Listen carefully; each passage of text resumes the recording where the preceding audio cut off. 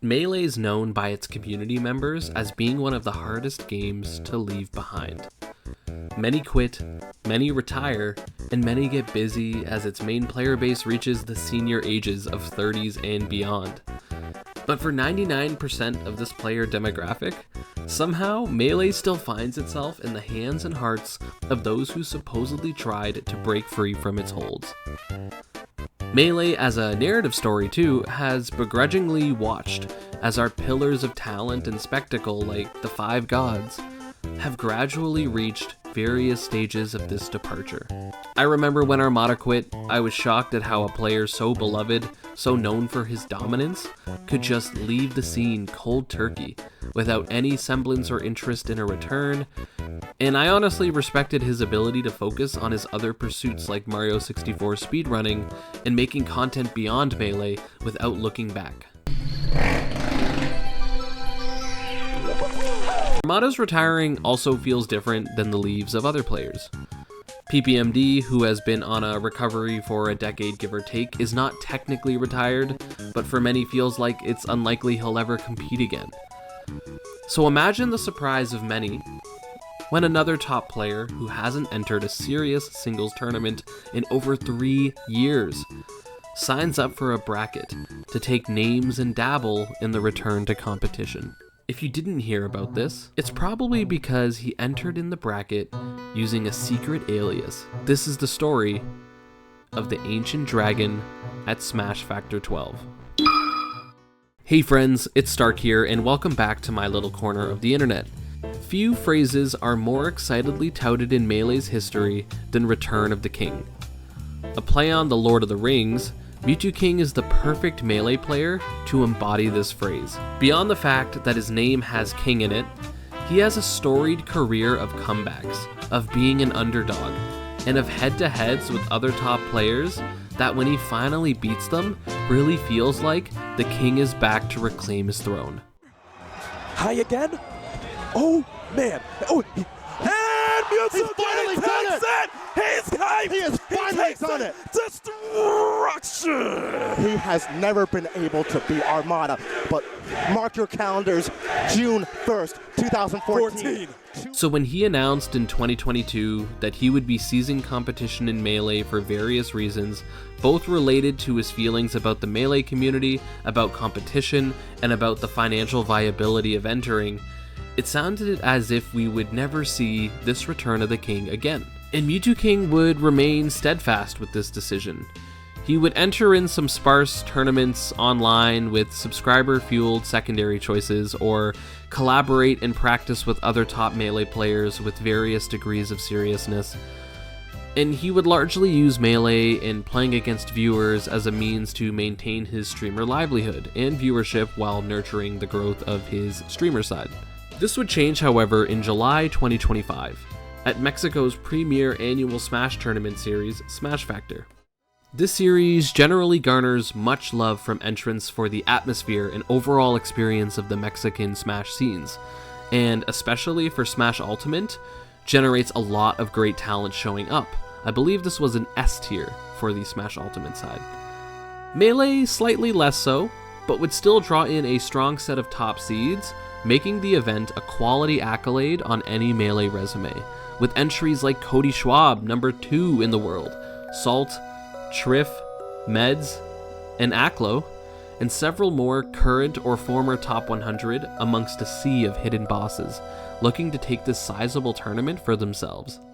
So it would be all the more surprising when analyzing the bracket, as the 6th seed after these top players would be a name no one has ever seen before, or even a name that had entered even a single other bracket before this. Who is the Ancient Dragon? Onlookers would notice a name they've never seen before sticking out like a sore thumb on the entrance list. And once this observation took place, the Melee community would begin to piece together who this mysterious player might be.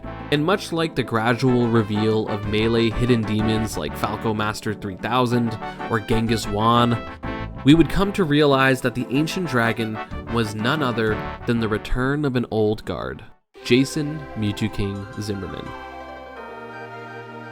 This would make sense, actually, given that Mewtwo King has an outspoken passion for FromSoft games, and has said himself how thoroughly he's played through every single entry in the Dark Souls series, and that the Ancient Dragon is likely a reference to the boss from Dark Souls 2. But now that we know who the Ancient Dragon is, I bet you're wondering how he did.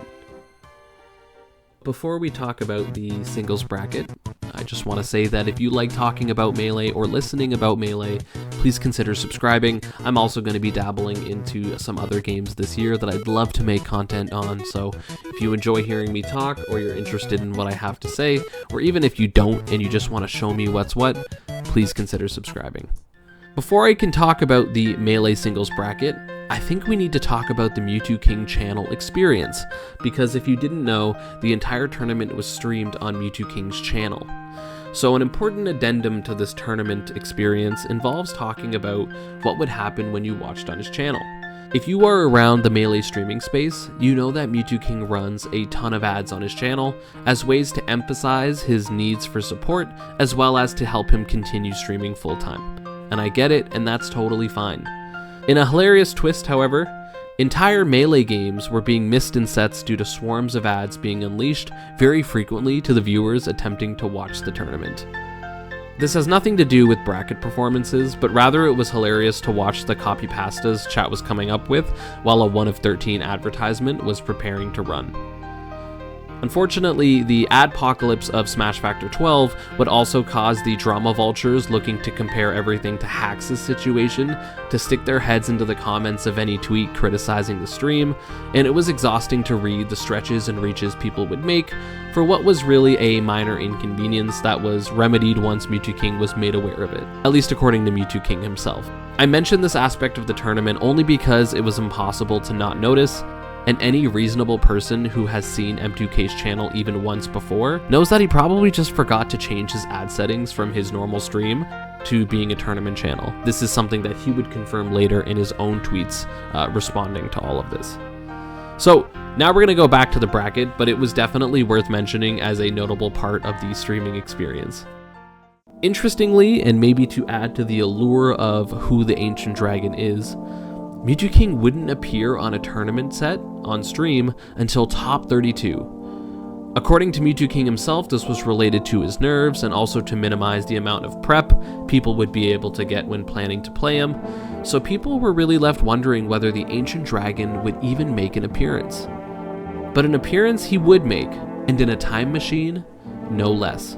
To begin top 32, Mewtwo King would be seated to play none other than Javi, one of the most famous foxes from history. Javi is one of Mexico's best, and is also seen as one of the pioneers of the claw style of play. He was the Z-Jumper before we could even conceive of controller remapping for GameCube. Now I can't find any tournament sets between these two. Liquipedia's head-to-head only gives them this set. In searching YouTube, it would seem like there's really only a couple friendlies VODs from 2012 as the closest we'd get. But that small archive alone tells us that these players have been competing around each other for over 13 years, and that this set would be a time machine. The game would begin with 2 stocks taken at a relatively even pace. The game looked like it would be a back and forth banger of a set where it's close and the winner, the player who wants it more, would take it. But then Mewtwo King would get Javi below the stage, and he would SD below 40%. It's okay, he comes back in from the Angel platform, and Mewtwo King would then take another stock. A classic Mewtwo King stock steal below 40% again. And now it's a 3-stock to 1 game, a game that was at one point close, but in classic fast faller fashion. A well-timed dash attack on a shield would push Javi fast falling to his death and ending the game in an absurdly efficient manner. Less than 2 minutes and the game 1 was a wrap with a 3-stock. At this point I'm thinking, wow, Mewtwo King really hasn't lost his touch. This Ancient Dragon can hang with the modern beasts in today's Melee landscape.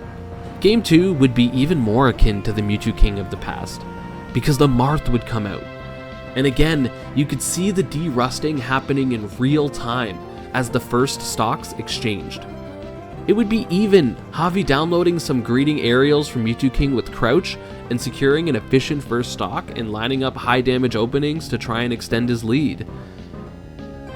But just like in Game 1, Mewtwo King would even up the game, then take another stock, and somehow it was another 3 stock from Mewtwo King. Oh, that's it. On the edge. And that's it. Javi gets the stock. Ladies and gentlemen, we have a match. Javi getting rocked. 2-0. 2-0. This set would really embody a lot of what we would remember the Mewtwo King of Great. Playing near the ledge, and just when you think he'll be there until timeout, he converts it into a crazy combo. Game 3 would end fast with a 4 stock. And this momentum, it was hard to not feel excited at the prospect of his return. Well, at least Javi got a pass. I was thinking that for like a minute, bro. I'm gonna sound like such a hater. I'm not, I swear. I just wanted to see the 4 stock, but oh my goodness. But as much as this could be taken as a good sign for the rest of his bracket, it would be a darker foreshadowing for Winner's Quarters, as he would play against one of his most notable losses, and a player who is seemingly better at both camping and comboing than the king himself. Let's talk about Trif. In Winner's Quarters, Mewtwo King would be playing Trif, the Genesis 2025 runner-up, the number 11 in Melee's 2024 rankings, and currently the best active Peach in the world. Trif is such a tough opponent, and if Genesis 6 is something you are old enough to remember, Mewtwo King, even at some of his best play, is capable of losing to this absolute legend.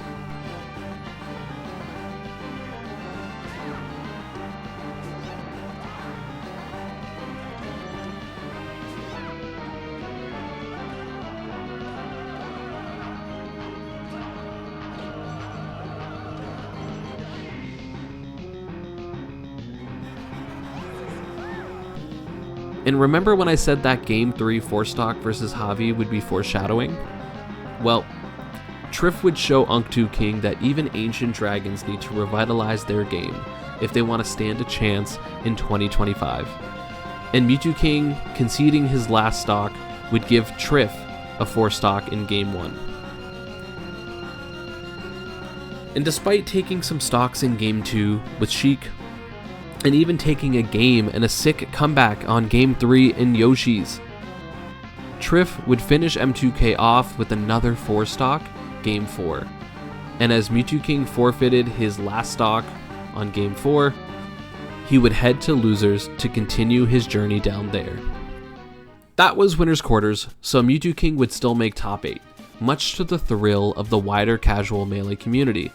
After all, seeing his name in VODs, in bracket, and in person takes people back to a time that doesn't feel so long ago.